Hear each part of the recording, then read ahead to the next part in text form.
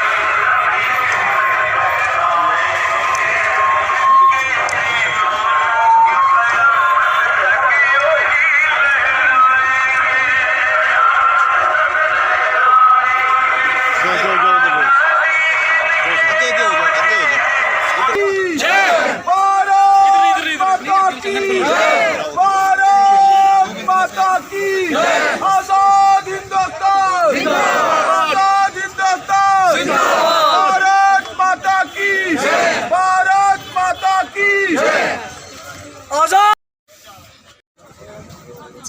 बोलो। आज़ादी के 75 साल पूरे हुए हैं।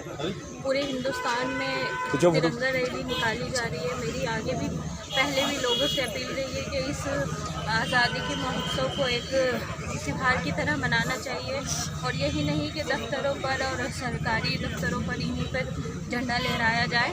मेरा पहले भी लोगों से कहना था कि अपने घर घर पर झंडा लहराएं और आज ये मुहिम हमारे वज़ीर आला की तरफ से चलाई गई है। मैं बहुत खुश हूँ इस चीज़ को लेकर और आज हमारे दफ्तर की भी रैली निकली है। हमने सारे काउंसलर और हमारे दफ्तर के सारे जितने भी एम्प्लॉइज़ हैं सब में हमने पार्टिसिपेट किया है और जिस तरीके से हम निकाल कर लाए हैं उससे मुझे बड़ी खुशी हुई है। लोगों ने भी सराहा है हमें और कल के लिए मैं सबसे ये कहूँगी कि एक बार फिर अपने घरों पर और छतों पर चढ़ें।